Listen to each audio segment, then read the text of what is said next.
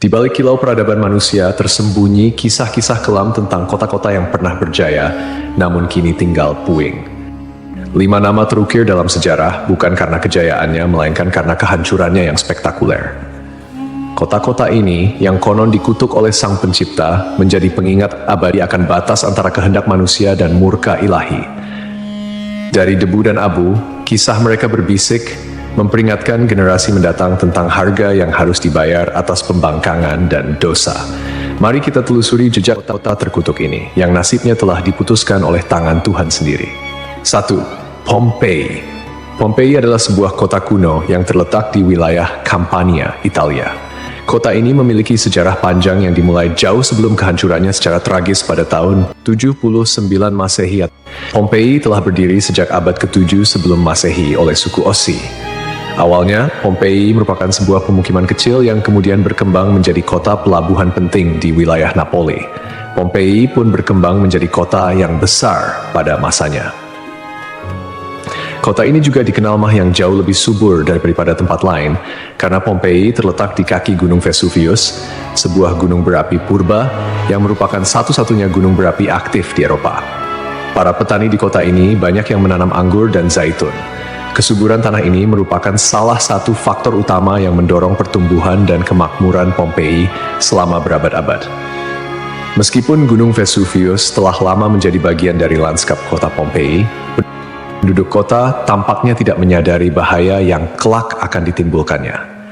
Gunung Vesuvius diketahui telah tidak aktif selama berabad-abad, dan pengetahuan vulkanologi pada masa itu masih sangat terbatas. Kota Pompei merupakan bagian dari wilayah kekuasaan Romawi kuno. Banyak dari masyarakatnya merupakan keturunan Romawi, dan di seluruh wilayah Kekaisaran Romawi kuno, praktik prostitusi memang dilegalkan. Namun Pompei menawarkan sesuatu yang lebih. Diperkirakan ada 35 rumah bordil yang tersebar di kota ini. Di Pompei ada beberapa lupanar, dengan yang paling terkenal disebut Lupanar Grande, yang merupakan satu-satunya rumah bordil besar yang ditemukan di sana. Kata lupanare sendiri berasal dari kata Latin lupa, yang berarti serigala betina, istilah yang juga digunakan untuk para pelacur pada zaman itu. Di dalam Lupanar Grande, ditemukan kamar-kamar kecil dengan lukisan erotis di dinding, yang kemungkinan besar digunakan sebagai semacam menu untuk layanan yang ditawarkan di sana. Rumah bordil ini memiliki 2 lantai.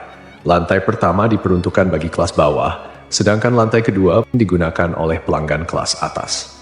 Jumlah yang tergolong banyak mengingat Pompei hanya seluas 12 km² dengan populasi sekitar 11.000 orang. Untuk menuju rumah bordil, jalanan di Pompei diberi petunjuk arah berupa pahatan falus alat kelamin laki-laki, sebuah tanda untuk membantu orang asing yang mungkin mabuk berat atau tidak bisa berbicara bahasa lokal. Praktik prostitusi biasanya dilakukan oleh para budak yang memasang tarif sangat murah. Bahkan tarif di Pompei jauh lebih murah daripada di wilayah Kekaisaran Romawi lainnya. Dengan membayar setara harga seperempat gelas anggur, setiap laki-laki yang datang ke Pompei sudah bisa memesan pelacur. Pada salah satu dinding aula, ditemukan tulisan yang artinya, "Jika Anda mencari pelukan manis di kota ini, semua gadis di sini tersedia." Hubungan seksual yang diwajarkan tidak hanya terjadi antara laki-laki dan perempuan saja. Penemuan grafiti menunjukkan bahwa homoseksual dan pemerkosaan anak juga menjadi hal yang biasa di Pompei. Temuan inilah yang membuat Pompei dijuluki sebagai kota maksiat, terlepas dari arsitekturnya yang megah dan keberagaman karya seninya. Akhirnya, setelah kegiatan maksiat di kota ini semakin parah dan menjadi pemandangan yang lumrah, pada tanggal 24 Agustus 79 Masehi, sekitar tengah hari, terjadilah letusan mahadahsyat dari Gunung Vesuvius. Gunung ini mengeluarkan kolom erupsi yang luas dan tinggi hingga mencapai ketinggian 33 km. Abu vulkanik dan batu apung mulai berjatuhan di Pompei dan di daerah sekitarnya. Tebalnya erupsi menyebabkan kegelapan di siang hari dan membuat orang-orang kesulitan untuk bernapas, sehingga penduduk Pompei banyak yang tidak sanggup melarikan diri. Kemudian pada malam hari, letusan mencapai puncaknya. Serangkaian awan panas yang mematikan mulai menyapu kota dengan kecepatan tinggi dan membunuh siapapun di kota tersebut. Meskipun sulit untuk memastikan jumlah korban jiwa yang tepat, diperkirakan ada sekitar 2.000 orang yang tewas di kota Pompei, meskipun banyak juga yang berhasil melarikan diri pada tahap awal erupsi. Namun, mereka yang tertinggal atau terlambat melarikan diri menghadapi nasib yang sangat mengerikan. Kota maksiat ini hancur lebur bersama 500 tahun. Setelah sekian lama, Pompei ditemukan kembali pada abad ke-14 dan penggalian yang dilakukan mengungkapkan banyak artefak serta mumi-mumi yang terkubur di bawah abu vulkanik. Pompei kini menjadi simbol peringatan akan bahaya dari keangkuhan dan dosa manusia.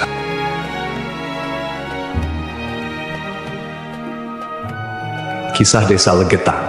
Pada suatu hari di Desa Legetang, warga melihat banyak binatang liar berkeliaran di sekitar jalan desa.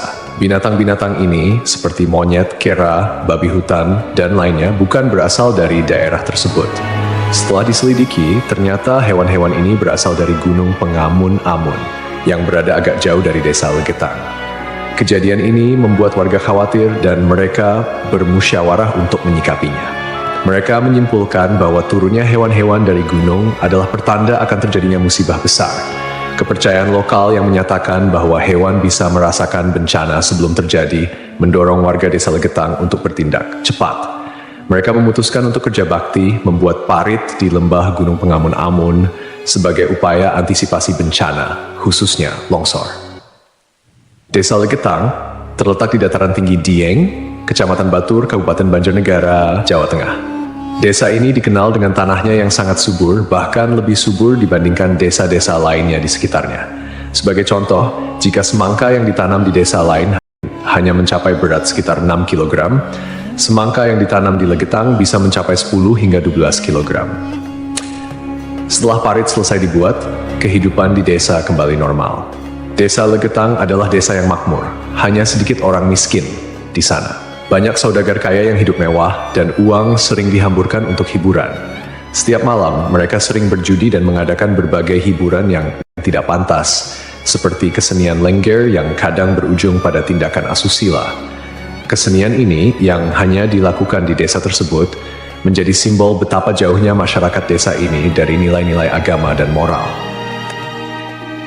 Setiap malam, penduduk Desa Legetang terlibat dalam berbagai bentuk kemaksiatan, termasuk perjudian, mabuk-mabukan, dan seks bebas. Mereka yang tidak terlibat dalam perilaku ini tampaknya membiarkannya, seolah-olah itu adalah hal yang wajar. Beberapa sumber melaporkan bahwa tingkat kemaksiatan di desa ini sangat tinggi, dengan beberapa laporan ekstrem seperti hubungan seksual antara anak dan ibu kandung. Desa Legetang mengalami hujan yang sangat lebat. Cuaca ekstrem ini disertai dengan petir yang menyambar-nyambar dan suara guntur yang menggelegar di langit yang gelap. Tiba-tiba, terdengar suara ledakan yang sangat keras yang dapat didengar hingga ke desa-desa di sekitarnya. Bukan paginya, setelah badai reda, penduduk desa-desa tetangga terkejut mendapati bahwa Desa Legetang telah tertimbun tanah dari puncak Gunung Pengamun-Amun. Tragedi ini menelan korban jiwa 351 orang, termasuk bayi dan balita. Hanya satu orang yang berhasil selamat, yaitu seorang pemuda bernama Suhuri yang sedang berada di luar desa saat kejadian. Secara logika, sulit untuk memahami bagaimana Desa Legetang bisa tertimpa longsoran dari puncak gunung yang jauh dan terpisah oleh lembah serta perkebunan.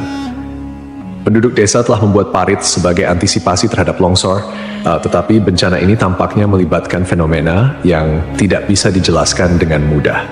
Ada yang berpendapat bahwa kejadian ini adalah azab dari Allah, karena tidak dapat dipahami secara rasional. Ashabul Ras. Ashabul Ras adalah sebuah kaum yang hidup pada zaman dahulu. Kisah mereka disebutkan dalam Al-Quran sebagai salah satu kaum yang mendapat azab dari Allah Subhanahu wa Ta'ala. Nama Ashabul Ras secara harfiah berarti penghuni sumur atau pemilik sumur. Mereka tinggal di sebuah wilayah yang kini diperkirakan berada di antara Yamamah dan Hadramaut di Jazirah Arab. Kehidupan Ashabul Ras sangat bergantung pada sebuah sumur besar yang menjadi sumber air utama. Tidak hanya menjadi pusat kehidupan, tetapi juga menjadi simbol kemakmuran dan identitas kaum tersebut. Mereka membangun peradaban yang cukup maju di sekitar sumur ini dengan pertanian dan peternakan sebagai mata pencaharian utama. Namun, meskipun telah diberi nikmat berupa sumber air yang melimpah, Ashabul Ras justru menyalahgunakan anugerah tersebut. Mereka mengembangkan sistem kepercayaan yang menyimpang dan menyembah pohon cemara besar yang tumbuh di dekat sumur mereka. Pohon ini dianggap suci dan dijadikan objek penyembahan, menggantikan Allah Subhanahu wa Ta'ala sebagai Tuhan yang seharusnya disembah. Kemusyrikan Asyabul Ras tidak berhenti pada penyembahan pohon saja. Mereka juga mengembangkan praktik-praktik yang bertentangan dengan ajaran tauhid, seperti membuat patung-patung yang merepresentasikan dewa-dewa mereka, kemudian melakukan ritual dan persembahan kepada pohon cemara, serta menolak ajaran-ajaran monoteisme yang dibawa oleh para nabi dan rasul. Allah Subhanahu wa Ta'ala dalam rahmatnya yang tak terbatas tidak langsung menghukum Asyabul Ras. Sebaliknya, Allah Subhanahu wa Ta'ala mengutus seorang nabi kepada mereka untuk membimbing dan mengingatkan mereka akan jalan yang benar. Nabi yang diutus ini, menurut beberapa riwayat, adalah Nabi Syuaib, meskipun ada juga yang berpendapat bahwa ia adalah nabi yang lain yang namanya tidak disebutkan dalam Al-Quran. Nabi yang diutus kepada Asyabul Ras berusaha dengan gigih untuk mengajak kaumnya kembali ke jalan yang lurus. Ia menyampaikan risalah tauhid, mengajak mereka untuk hanya menyembah Allah Subhanahu wa Ta'ala dan meninggalkan penyembahan terhadap pohon dan berhala. Nabi ini mengingatkan mereka akan nikmat-nikmat Allah Subhanahu wa Ta'ala yang telah diberikan, termasuk sumur yang menjadi berkah dalam kehidupan mereka. Namun, meski telah diingatkan, mereka tetap keras kepala dalam kekufuran dan kemusyrikan, bahkan mulai mengancam dan memusuhi Nabi yang diutus kepada mereka. Penolakan ini berlangsung dalam waktu yang cukup lama, menunjukkan kesabaran Allah Subhanahu wa Ta'ala dalam memberi kesempatan kepada hamba-hambanya untuk bertaubat. Setelah bertahun-tahun menolak ajakan Nabi mereka dan tetap teguh dalam kekufuran, akhirnya azab Allah Subhanahu wa Ta'ala turun kepada kaum Asyabul Ras. Azab ini datang sebagai konsekuensi dari penolakan mereka yang terus-menerus terhadap ajaran tauhid dan ketekunan mereka dalam menyembah selain Allah Subhanahu wa Ta'ala. Menurut beberapa riwayat, azab yang menimpa Asyabul Ras terjadi dalam beberapa tahap. Pertama, terjadi kekeringan dan paceklik. Allah Subhanahu wa Ta'ala mulai mengurangi curahan rahmatnya dengan menahan air hujan. Akhirnya, terjadi kekeringan berkepanjangan. Tanaman-tanaman mereka mengering dan ternak mereka mulai mati kelaparan. Ini merupakan peringatan awal bagi Asyabul Ras, namun mereka tetap tidak mengindahkannya. Kemudian terjadi pencemaran sumur. Sumur yang menjadi sumber kehidupan mereka tiba-tiba tercemar. Airnya berubah warna, berbau busuk, dan tidak layak dikonsumsi. Hal ini menyebabkan krisis air yang parah di kalangan Asyabul Ras. Lalu datanglah gempa bumi. Sebuah gempa dahsyat mengguncang wilayah tempat tinggal Asyabul Ras. Gempa ini menghancurkan bangunan-bangunan dan infrastruktur yang telah mereka bangun selama bertahun-tahun. Akhirnya, mereka pun binasa, meninggalkan kisah yang menjadi peringatan bagi generasi-generasi setelahnya tentang konsekuensi dari menolak petunjuk ilahi dan hidup dalam kemusyrikan.